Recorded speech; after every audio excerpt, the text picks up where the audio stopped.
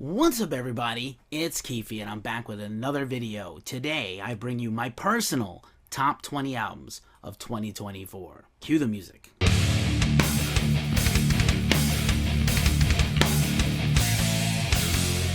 I have a stack of records here, a big old stack of vinyl right here with some of these records, not all of them. Oops, spoiler right there at the bottom.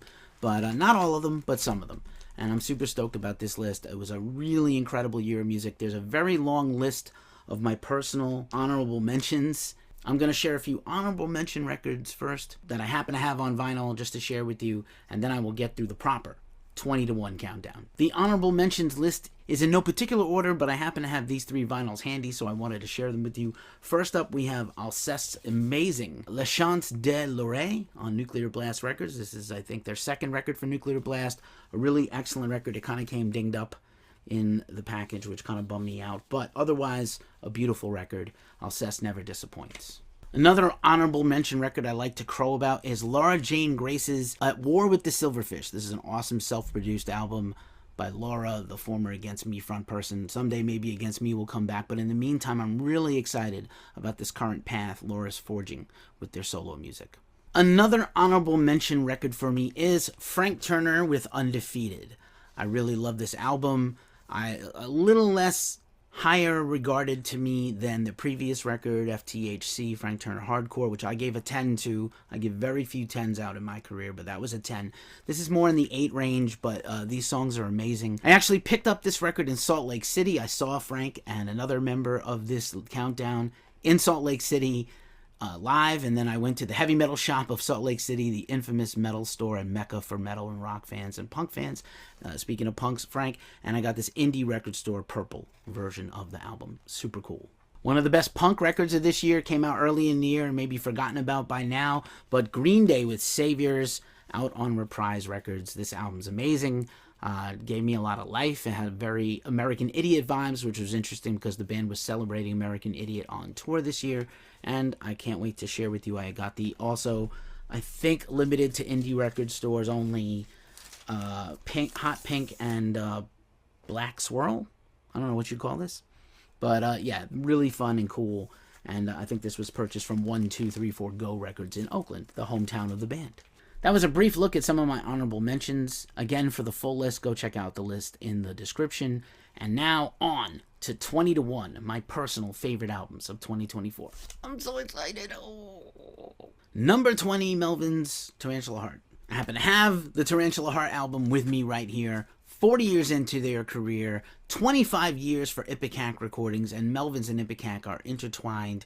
They continue to put out challenging new albums. Melvins change their lineup virtually every album. They rarely do 2 albums that are even remotely the same, and Tarantula Heart was another experiment in lineup changes and different personalities, adding to the originals, Dale Crover, and of course, Buzz Osborne. Super stoked for this one.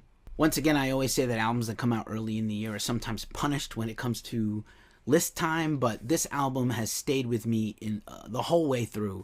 This is Necrot's Lifeless Birth, a little bias here for the Bay Area. This beautiful, beautiful vinyl with the foil gold Necron at the top, and just an incredible album of bangers from start to finish. Another record near the back end of my top 20 was Kat Ron, or Katie Ron.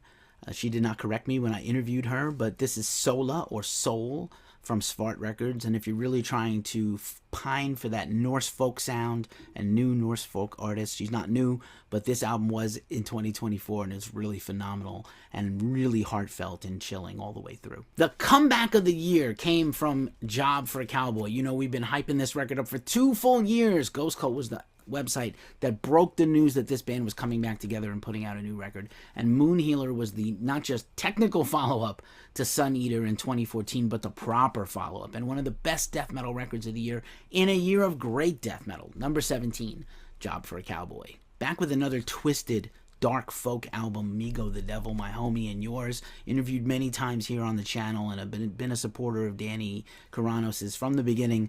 Now he's got a fully fledged band that's writing with him and really feeling himself in the production he's been able to put together. And Yours Until the War is Over is another twisted and evil ride of beautiful songwriting and heartache. Number 15 is Doth the Deceivers, the comeback album from the progressive death metal supergroup, and it truly was Avengers Assemble. They really put together a phenomenal lineup. Eyal Levi and Sean Zatorsky put together an incredible cast of players around them and really made this a comeback worth having. In addition to the vinyl and the full album, they also put out a series of covers this year that served as a great companion to the record itself.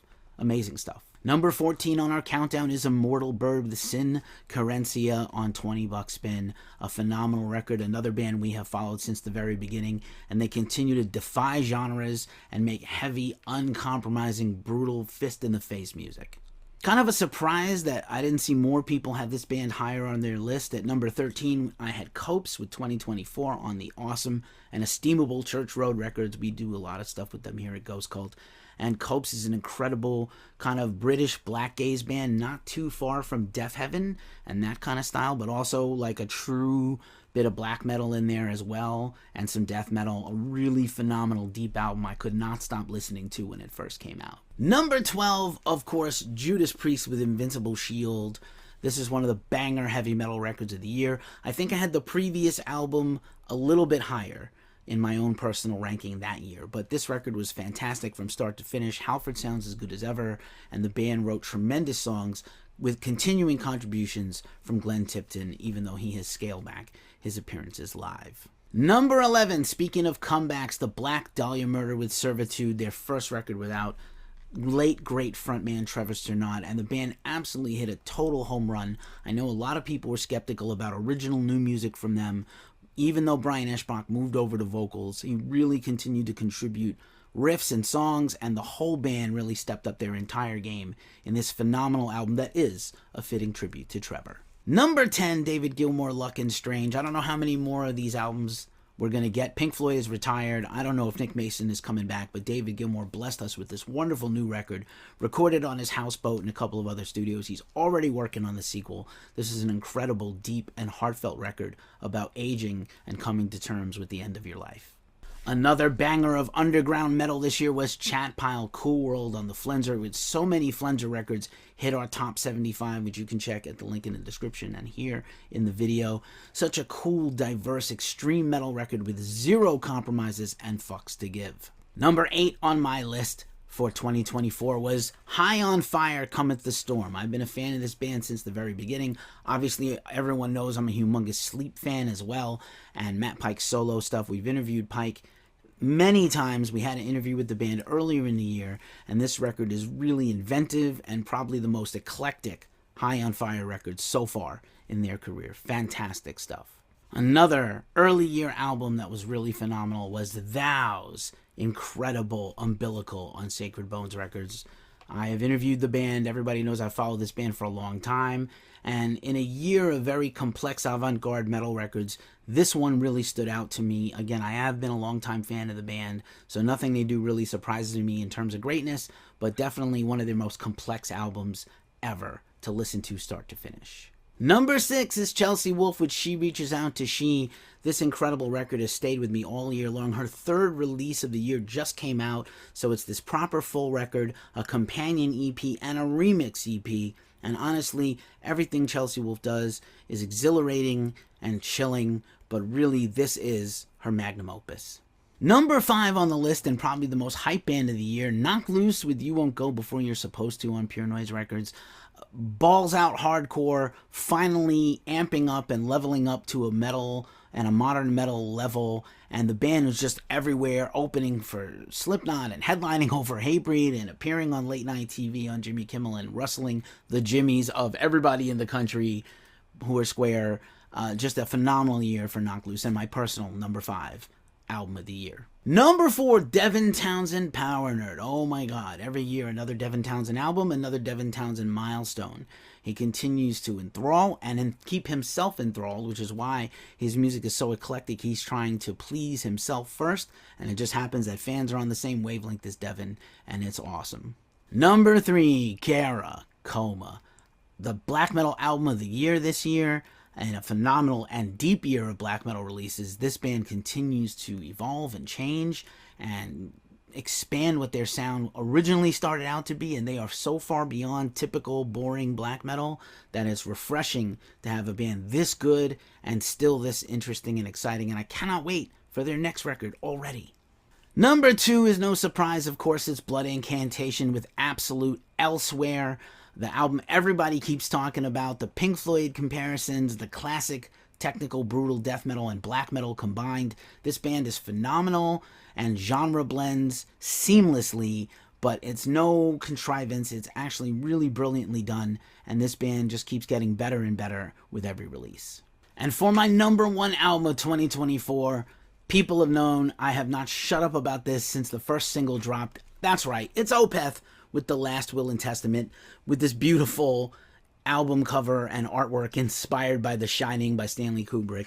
Unbelievable record, Opeth's 3rd concept record. I did a review here on the channel and you can check out. But also, this album is insane. It's deep. Of course, there's the brutal death metal and growls that are back, but that's just only one facet of how good this record is. It's the best progressive metal album of the year. It's the best death metal album of the year. And somehow it's still a weird, proggy 70s rock record that Michael Lagerfeld is known for. Unbelievable, great stuff. I'm so stoked on this year of music. I can't wait for 2025 to get here so we can start jamming out new tunes, but that is my list of 20 albums for 2024. I'm Ghost Cult Keefy. You can check everything out we have here on the channel and at ghostcultmag.com. Please like and subscribe if you're new here, and we'll see you soon. Peace.